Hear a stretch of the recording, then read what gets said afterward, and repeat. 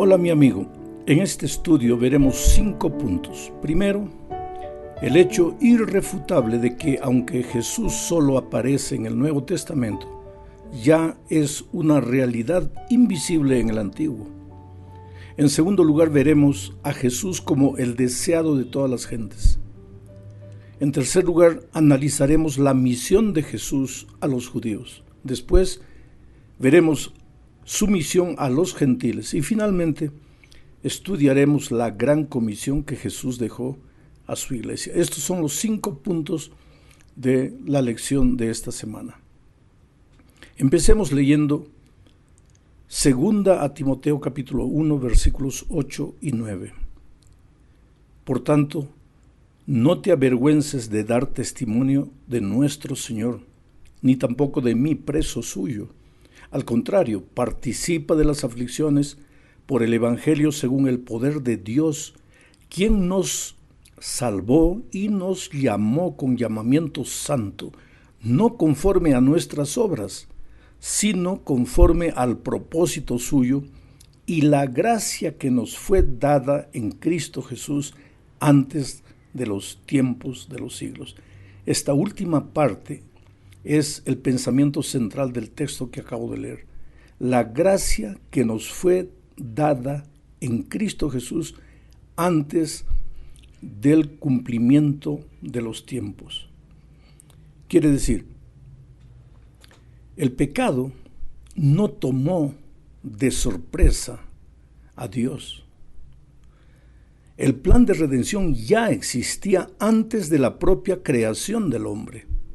Por lo tanto, nadie puede afirmar que la gracia es un patrimonio o es un tema exclusivo del Nuevo Testamento. No lo es. En el Antiguo Testamento ya existía gracia.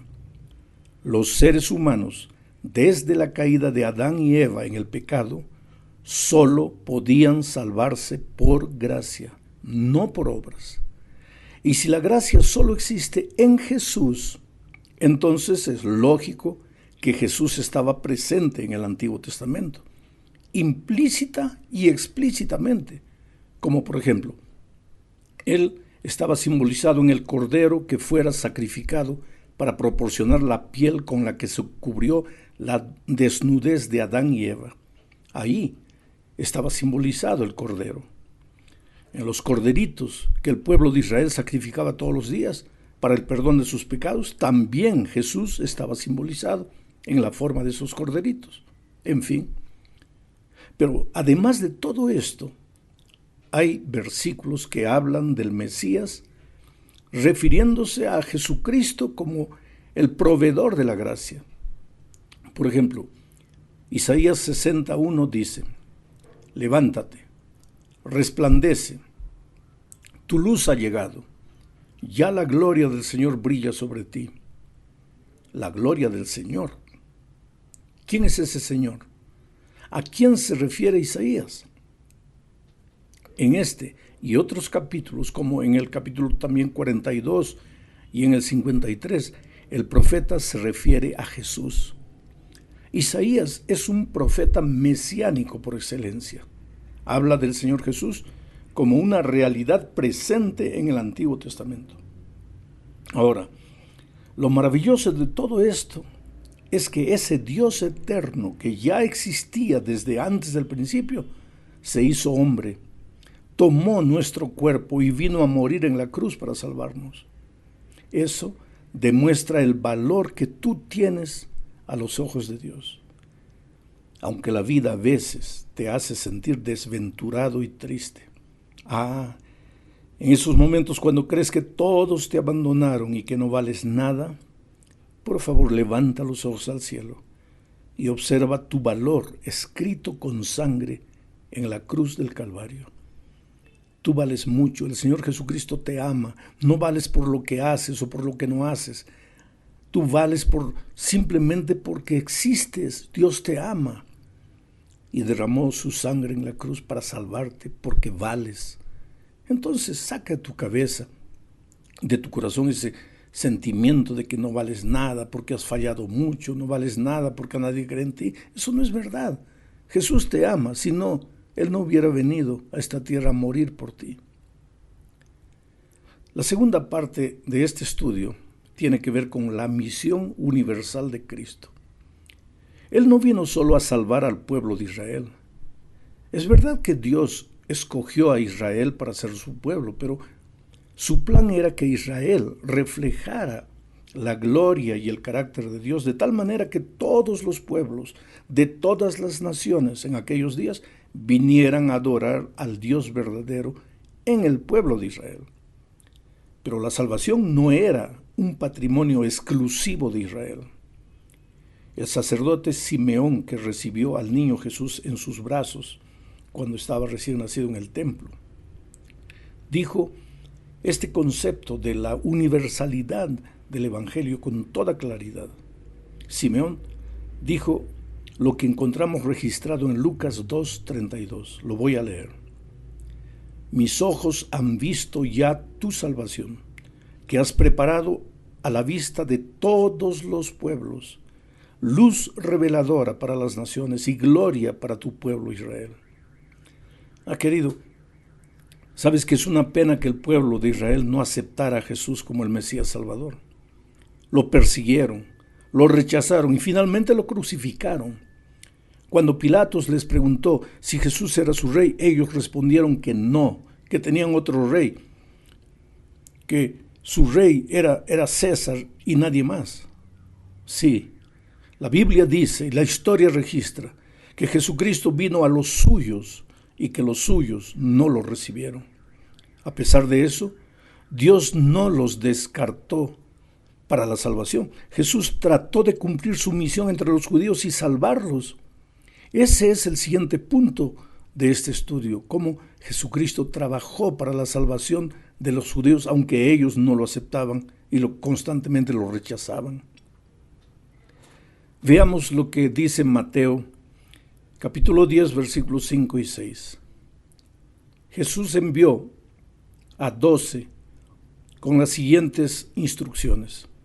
No vayan por caminos de paganos, ni entren en ciudad de samaritanos, sino vayan más bien a las ovejas perdidas de la casa de Israel.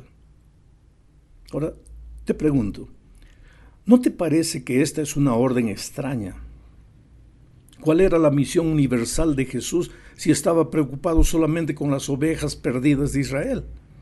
Y no estaba preocupado con los paganos. Dice, no vayas por caminos de paganos. ¿Y por qué entonces el sacerdote Simeón habría dicho que había visto la salvación que Dios había preparado a la vista de todos los pueblos? Luz reveladora para las naciones, había dicho Simeón. Bueno, vuelvo a repetir. El pueblo de Israel era como la niña de los ojos de Dios. Y aunque ellos lo rechazaban, Jesús continuaba dándoles una y otra oportunidad. Si lees bien los evangelios, observarás que antes de la cruz, la misión estaba casi restricta a los judíos. Dios continuaba anhelando que el pueblo de Israel siguiera siendo el instrumento para iluminar el mundo con el mensaje de salvación. Pero ellos insistieron en endurecer su corazón. Una tarde triste, Jesús se lamentó delante de ellos y les dijo: Jerusalén, Jerusalén, que matas a los profetas y apedreas a los que te son enviados.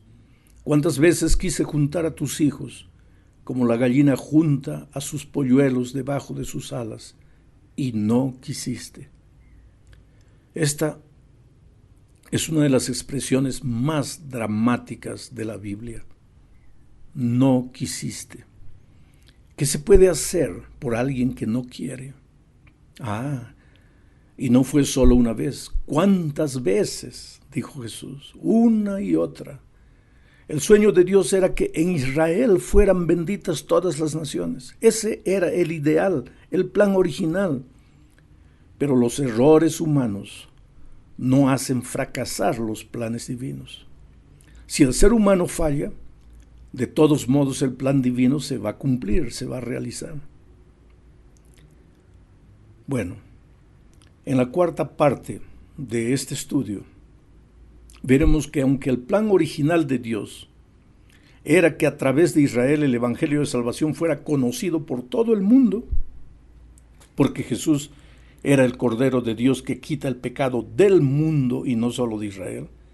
Bueno, aunque el plan divino era que Israel fuera el instrumento de comunicación del evangelio, estaba claro que la salvación era para toda la tierra, para todos los seres humanos. Jesús mismo lo dijo en Mateo 5:14. Ustedes son la sal de la tierra, pero si la sal pierde su sabor, ¿cómo volverá a ser salada? Ya no servirá para nada, sino para ser arrojada a la calle y pisoteada por la gente. En este versículo que acabo de leer, está claro el plan divino. Israel era la sal de la tierra, el instrumento. Pero si Israel no cumpliese la misión, perdería el privilegio de ser el instrumento de evangelización mundial y Dios levantaría otro pueblo que se dispusiera a evangelizar al mundo. Si es verdad que Jesús dejó claro que había venido a salvar a las ovejas perdidas de Israel, dejó también claro que la salvación no era solamente para los israelitas, sino para toda la humanidad, para la humanidad entera. De tal manera amó Dios al mundo, dijo Jesús, que ha dado a su Hijo unigénito para que todo aquel que en Él crea, no solo los judíos, sino todo aquel que en Él crea. Pero ahora olvidémonos un poco de Israel y pensemos en nosotros. ¿Cuál es el propósito que la iglesia tiene en esta tierra? ¿Para qué Dios permitió que se levantara el tercer ángel para predicar el evangelio eterno? Apocalipsis dice que el ángel apareció volando en medio del cielo, teniendo el evangelio eterno para predicarlo a todos los habitantes de la tierra. La preposición para predicarlo indica el propósito. La iglesia nació para predicar el evangelio. Y si la iglesia no cumple con el propósito para el que fue llamado a existir, ¿qué debería suceder? Lo mismo que le sucede a la sal cuando pierde su sabor. Esto sería una tragedia. En las palabras de Jesús, para nada más serviría, a no ser para ser arrojada en el camino y pisada por los hombres. Querido, somos la iglesia de Dios, en la medida en que cumplamos el propósito de nuestra existencia. No porque somos el pueblo de la profecía, sino solo en la medida en que cumplamos la misión. Esto debería hacernos pensar seriamente, porque la iglesia eres tú. La iglesia no son los otros, no son los pastores, no son los laicos ganadores de almas, eres tú. ¿Hasta qué punto tú estás cumpliendo la misión de traer otras personas para Jesús? Llegamos al fin de este estudio hablando de la misión de Jesús, la misión que el Señor le encomendó a sus discípulos antes de retornar al cielo. Les dijo que predicasen el evangelio a todo el mundo, a toda nación, tribu, lengua y pueblo, y que esa predicación fuera realizada por testimonio. O sea, en la mente de Cristo, la predicación del evangelio involucraba el testimonio personal. Cada cristiano debería buscar a otra persona y traerla a los pies de Jesús. Cada uno contando a uno. Y el mundo entonces sería evangelizado en una progresión geométrica asustadora. No en progresión aritmética, así 1, 2, 3, 4, sino en progresión geométrica 1, 2, 4, 6, 8, 16, 32, y en poco tiempo el mundo todo sería evangelizado. El trabajo de los evangelistas sería apenas un trabajo de apoyo al testimonio personal de cada miembro de iglesia. En la mente de Jesús no existía predicación del evangelio sin la participación del miembro de iglesia. La misión nos fue dada como un instrumento de crecimiento espiritual. En las 4 ocasiones en que Jesús les da la misión a los discípulos y que los evangelios registran, Jesús les confía la misión a los discípulos como un remedio para los problemas espirituales terribles que ellos enfrentaban. San Juan relata la historia de la siguiente manera. Está registrada en Juan 20, 19. Voy a leer. Dice: cuando llegó la noche de aquel mismo día, el primero de la semana, estando las puertas cerradas en el lugar donde los discípulos estaban reunidos por miedo de los judíos, vino Jesús y puesto en medio les dijo: paz a vosotros. Qué bueno que Jesús siempre aparece en las noches más oscuras de la vida, cuando no sabes más a dónde ir ni qué hacer, cuando piensas que llegaste al fin de la línea. Jesús siempre está allí, dispuesto a traer paz al corazón. Aquella noche oscura de domingo, Jesús apareció en la vida de sus discípulos para resolver un problema que los estaba destruyendo. Ellos estaban con miedo. El miedo paraliza, no te deja ser feliz, te anula, te quita las ganas de vivir. Una persona con miedo es incapaz de vencer, de realizar, de crecer. Jesús tenía que ayudarles a vencer el miedo. Por eso se les presentó aquella noche y les dijo: paz a vosotros. Como me envió el Padre, así también yo os envío. Según Juan, Jesús les confió la misión a los discípulos con el propósito de ayudarles a vencer el temor. Mientras ellos estuvieran ocupados en cumplir la misión, no habría lugar para el miedo. Serían victoriosos, corajudos, intrépidos, testigos del amor de Jesucristo por ellos. Veamos ahora lo que dice Mateo. De acuerdo a Mateo, el problema que dominaba a los discípulos por ocasión de la resurrección de Cristo era el problema de la duda. Una vida llena de duda no puede ser feliz. Un cristianismo salpicado de dudas no es saludable. La iglesia de los sueños de Dios no abriga duda ni desconfianza en su corazón. Una vida que duda está en proceso de deterioración. El cristianismo es una experiencia de confianza, de certidumbre.